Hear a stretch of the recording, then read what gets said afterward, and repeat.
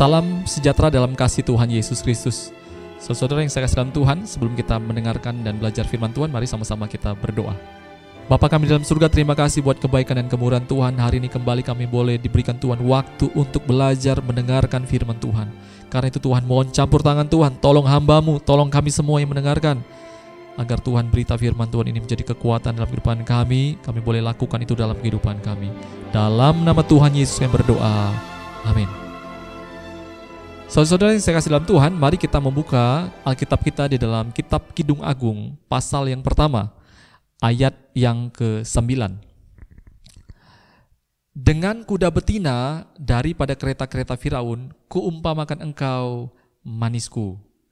Saudara, Kitab Kidung Agung adalah salah satu kitab yang dikanonkan, ya, kanon Yahudi maupun kanon Kristen, saudara, masuk dalam kitab suci kita. Saudara, banyak orang sedikit bingung ketika membaca Kitab Kidung Agung karena kitab ini mungkin ada yang berkata kitab ini sulit dimengerti, seperti puisi sajak, bahkan yang lebih parahnya ada yang bilang ini adalah kitab pornografi, saudara. Padahal tentu tidak, saudara. Kitab ini adalah kitab puji-pujian, saudara, antara mempelai laki-laki dan mempelai perempuan, ya, untuk orang Yahudi. Nah, saudara-saudara, Yesus, Allah, ya, mengumpamakan bahwa Israel itu adalah istrinya, saudara. Dan itu dijelaskan kembali oleh Paulus, saudara, bahwa gereja Tuhan dan Kristus itu diumpamakan seperti hubungan suami istri. Sehingga Kitab Kidung Agung ini adalah kitab puji-pujian, ya, antara mempelai perempuan dan mempelai pria, saudara. Nah, saudara, kita baru saja membaca salah satu Kitab Kidung Agung, saudara, ayat yang ke-9. Dengan kuda betina daripada kereta-kereta Firaun, kuumpamakan engkau manisku.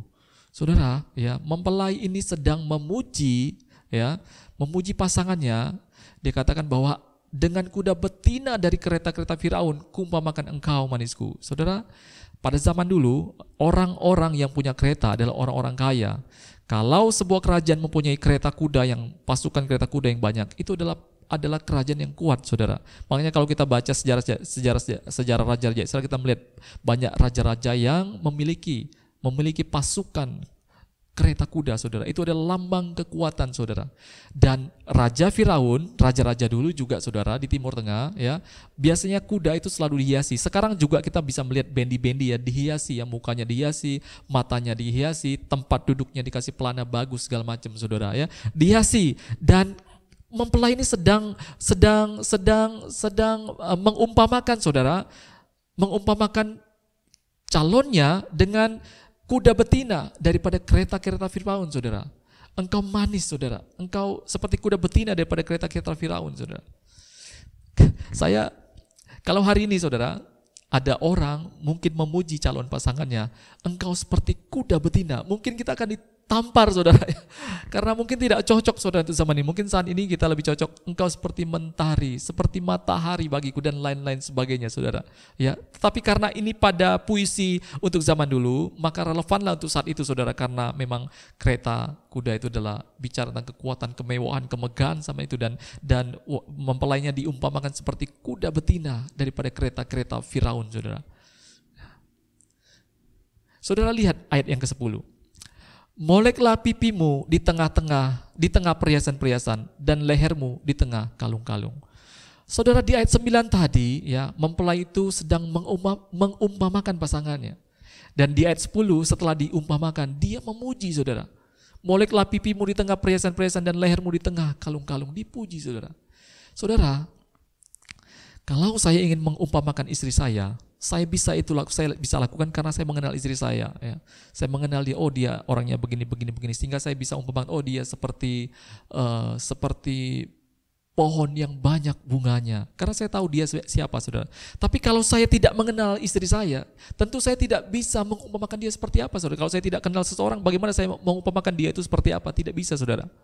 Karena itu, saudara, banyak hari ini, ya, anak-anak Tuhan, Ya, gereja-gereja Tuhan hari ini ya, waktu datang kepada Tuhan, waktu Anda berdoa sendirian mungkin atau Anda ke gereja saudara, orang lain saudara memuji Tuhan, mengumpamakan Tuhan dengan begitu gampangnya. Kadang-kadang kita mengumpamakan Tuhan dengan dia itu Bapa kita yang baik, dia sahabat kita yang sejati, dia kekasih hidup kita. Kita mengalami Tuhan secara langsung, kita mengalaminya sehingga kita mengenal dia, lalu kita bisa mengumpamakan dia seperti seorang Bapa, seperti seorang sahabat, seperti seorang kekasih, seperti seorang tuan majikan saudara. Tetapi kalau kita tidak mengenal dia saudara, maka kita bagaimana caranya kita bisa mengumpamakan dia saudara. Makanya waktu kita datang beribadah, kita diam tutup mulut, tidak bisa mengatakan apa-apa, diam saudara. Dan kita tidak tahu bagaimana, karena kita tidak bisa mengumpamakan Bapa kita seperti apa, tidak bisa mengumpamakan Tuhan seperti apa saudara.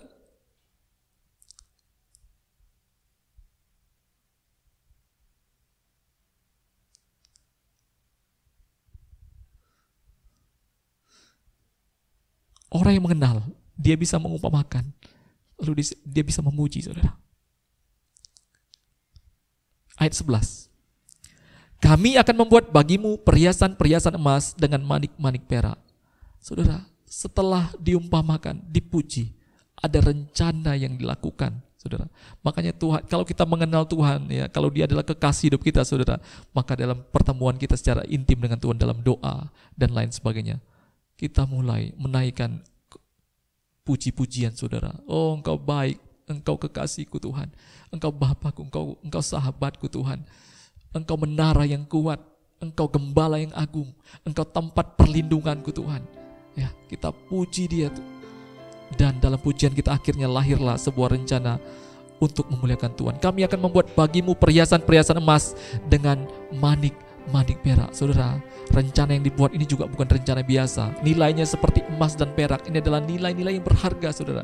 Makanya kita mulai melakukan, Tuhan, aku akan mulai hari ini Tuhan, aku akan baca firman Tuhan setiap hari. Tuhan, aku akan memberikan berkat lebihku kepada orang yang membutuhkan. Tuhan, ada pekerjaan Tuhan, gereja sedang membutuhkan hal-hal ini, aku akan sumbangkan ini. Ada nilai-nilai emas perak yang kita kerjakan untuk kekasih kita, untuk orang yang sedang kita umpamakan, saudara, terutama untuk Tuhan itu sendiri. Saya tidak panjangkan firman Tuhan saudara. Mari kenal Tuhan, sehingga Anda bisa mengumpamakan Tuhan, bisa memuji Tuhan, dan bisa melakukan perencanaan-perencanaan yang nilainya emas dan perak kepada Tuhan. Kita tundukkan kepala. Bapa kami dalam surga, terima kasih buat waktu yang indah ini Tuhan. Terima kasih buat firman Tuhan. Ajar kami mengenal Tuhan secara pribadi, sehingga kami boleh mengumpamakan, membayangkan Engkau dalam hidup kami dengan begitu nyata Tuhan. Karena kami benar-benar merasakannya Tuhan. Kami memuji Tuhan. Kami boleh melakukan pekerjaan-pekerjaan Tuhan yang indah, yang bernilai emas dan perak. Terima kasih Tuhan. Dalam nama Tuhan Yesus kami berdoa, haleluya. Amin. Salam sejahtera saudara-saudara yang terkasih dalam Tuhan. Kiranya kita semuanya juga dapat diberkati melalui pelayanan ini. Dan kami berharap juga saudara-saudari terkasih dalam Tuhan, mari mendukung pelayanan ini dengan cara like, subscribe, dan jangan lupa juga bisa di-share juga ke teman-teman yang lain agar pelayanan ini juga dapat memberkati orang banyak. Dan jangan lupa juga bagi saudara-saudara yang terkasih, jika ada hal yang ingin dibantu dalam doa, silakan bisa DM dan atau bisa juga menghubungi nomor di bawah ini. Terima kasih, Tuhan Yesus memberkati.